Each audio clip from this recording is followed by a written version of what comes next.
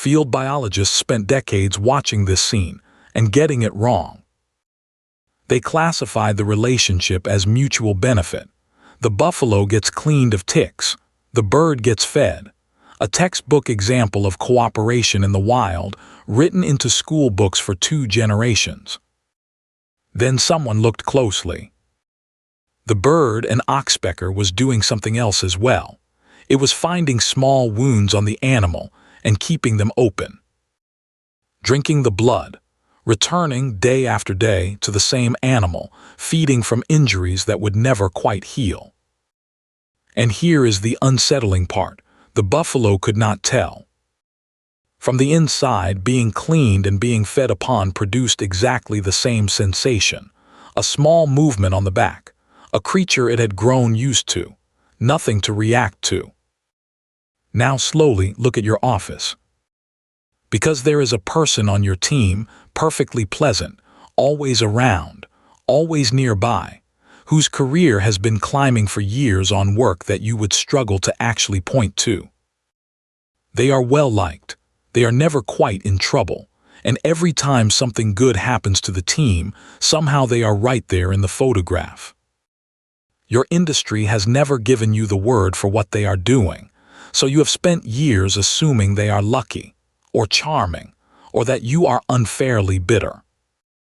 You are none of those things. They are not lucky. They are not charming. They are using the single oldest survival strategy a small animal ever discovered for living on the back of a much larger one, and your office is the perfect environment for it to thrive in. To see how this works, you need to know one fact about the human brain. It was not built for the office you sit in. For roughly 1.6 million years, every human being lived in a small band, somewhere between 20 and 150 people. The evolutionary psychologist Robin Dunbar's research showed that even today, the human mind can only carry stable, meaningful tracking of roughly that many individuals at one time. 150 is the ceiling, the limit of what a brain like yours can actually hold on to in real time. Inside a group that size, something powerful was true. Effort was visible. If you hunted, the group saw you hunt. If you gathered, the group saw you gather. If you sat back while others worked, the group saw that too.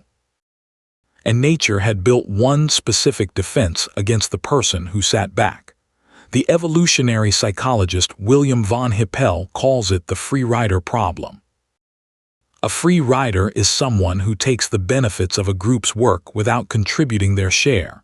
And for almost all of human history, this problem was small, because everyone could see everyone. Free riders were detected almost instantly. They were ostracized, in some groups expelled outright. Your ancestors evolved a deep, sharp emotional reaction to the slacker who eats your dinner, the irritation you still feel today, sitting in a meeting, watching one person nod along while you stayed up the night before. That irritation is not pettiness. It is a 1.6 million year old alarm system, ringing exactly when it was built to ring. Now look at where you actually work. You do not work in a band of 30. You work in an organization of 300, 3,000, 30,000. And contribution in your office is not a thing the group can see. Contribution is buried inside laptops. It happens inside slide decks no one will read. It is hidden in code, in spreadsheets, in late nights nobody witnessed. The work itself is invisible. But one thing in your office is still visible. Presence. Who came to the meeting, who sent the email, who replied first, who was standing near your manager when the project closed, who was in the photograph at the offsite, who showed up. Presence is the only signal the modern office still transmits at full strength, because it is the only signal a 150 capacity brain can still cleanly read in a building of thousands. Your boss is not lazy, your boss is overloaded. Their brain, like yours, like everyone's, was built for a band of 30. So when they have to decide who contributed, They fall back on the one thing they can actually verify. Not who did the work, who was around the work. And the moment that becomes the rule of the building, an opportunity opens up for a particular kind of animal who has learned to live on its back. Let me tell you a story from the baboons, because it is the cleanest version of this you will ever hear, and it happened to one of the most careful observers in modern biology. Robert Sapolsky spent over 20 years following a single baboon troop in Kenya. His core method, the way he measured the stress hormones in their blood, was darting. He would carefully, surreptitiously, anesthetize an individual baboon, then take a sample before the troop could react. One morning he successfully darted a baboon named Reuben. Reuben staggered off, the anesthetic taking hold, and lay down, helpless. Sapolsky began driving the long way around to reach him. As he came around the bend, he saw a different baboon, Nick, moving fast toward the unconscious Reuben. Sapolsky could not get there in time. Now you have to picture what Nick did next, because Nick did not hurt Reuben. Nick walked up to the prone, defenseless animal, placed one hand on his shoulder, one hand on his haunch, and reared back, and let out an enormous victory call. The kind of call a male baboon makes when he has won a fight he has not won. Every other baboon in the trees turned and looked. And in the social memory of that troop, in the only ledger that mattered, the record was written. Nick had brought down Reuben. Sapolsky writes the line that should be carved into the wall of every open-plan office on Earth. He says, and I quote him exactly, "That bastard had just taken credit for my darting. This was not invented by your industry. This was not invented by capitalism. This is not even unique to humans." The behavior Sapolsky watched is older than your job title by tens of millions of years. The credit performance, the hand on the shoulder, the loud sound at the right moment, the careful choreography near someone else's work, is a survival strategy that predates language. Your colleague has not studied this. They could not name it if you asked them. They simply did what works in the building they live in. The behavior is ancient. The office only gave it a desk. I worked with one of these once, years ago at the bank. He was by every visible measure a delight, always pleasant, always around, always available for a chai. He was excellent at one specific thing, being in the room when an outcome closed. He knew, with a precision I now respect as almost evolutionary, exactly which meetings to walk into 10 minutes early, which managers to bump into in the corridor, which CC line on an email to ask to be added to. He did not, in my honest accounting, do very much of the actual work. He could not have done it, he was barely in his seat. But here is what I want you to understand, because this is the part I got wrong for years. He was not playing a dirty game. He was playing the only game the building actually scored. The building did not measure work. It could not measure work. There were thousands of us, and a manager whose brain was built for 150. The building measured presence, signature, and proximity, and he had figured out the scoring system more clearly than I had. I was working on what I assumed mattered. He was working on what was actually being recorded. And when promotions came around, predictably, year after year, he received them. I told myself for a long time that the system was broken, that my managers were blind, that something had gone wrong. Nothing had gone wrong. The system was working exactly as designed. I just had not read the design. So let us name it, the whole mechanism, the oxpecker on the buffalo, Nick on Reuben, the colleague in your office, the hand on the shoulder when the work is already done. Proximity harvest. The behavioral strategy of positioning yourself close enough to visible effort that organizational perception assigns shared ownership of the output. Sit with the word harvest because it is the precise one. A harvester does not plant. A harvester does not water. A harvester does not tend. A harvester arrives at the field, exactly when the crop is ready, and walks away holding the wheat someone else grew. They have not stolen anything in any way that can be filed against them. They have simply been there at the right moment, with the right tool, looking the right way.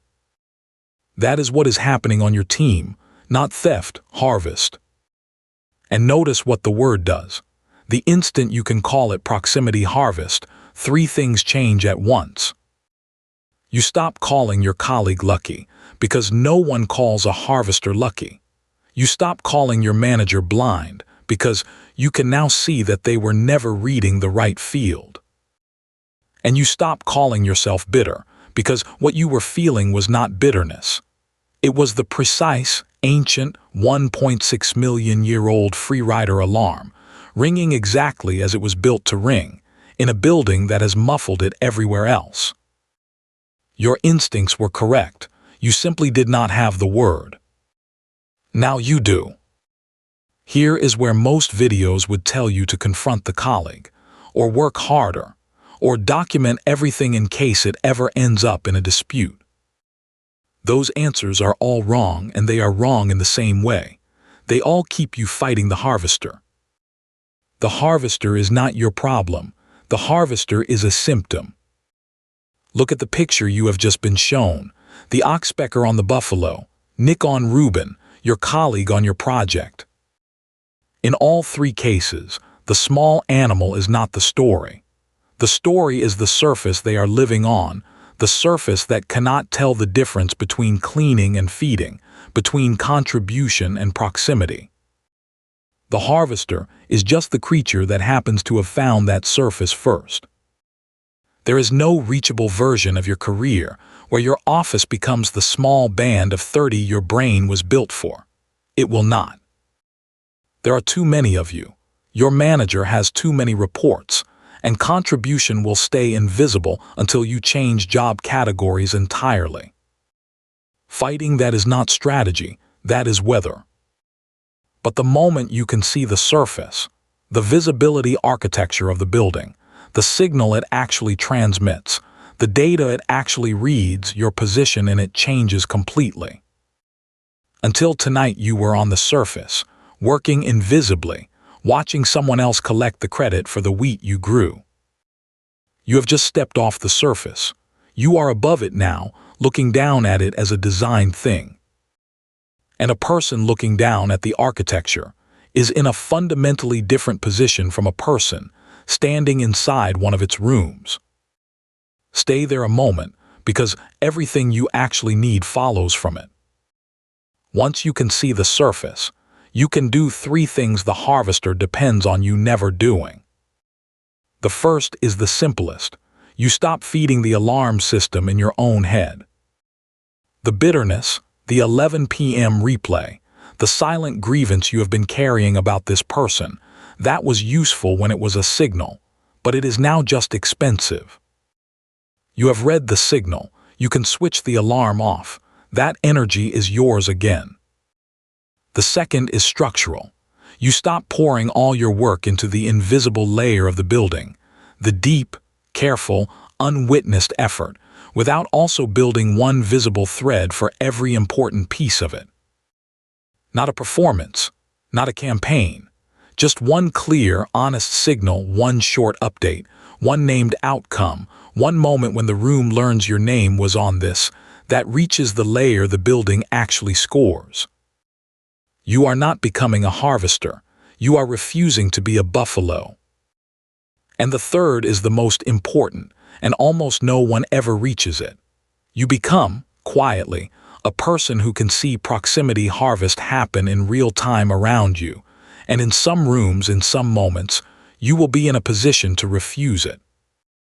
To say, calmly, in a meeting, the name of the person whose work this actually was. You do not have to be the boss to do this.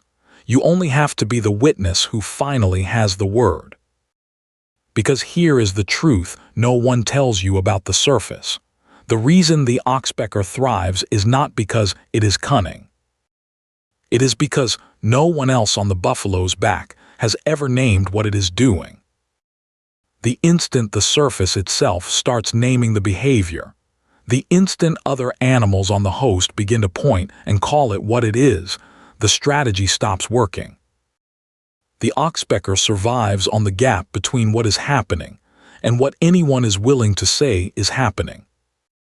Most people will spend their entire career inside this dynamic and never see it.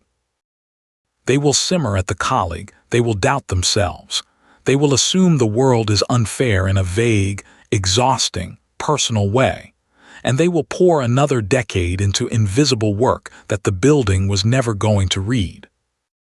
That is the large group, that is most people. You are not in that group anymore. As of tonight, you are in a much smaller one, the people who can see the architecture. And once you can see the architecture, you stop being a piece on it. You start being a reader of it. You will not stop every harvest in your building. You will not need to. You will simply never again confuse a feature of the design with a failure of your effort.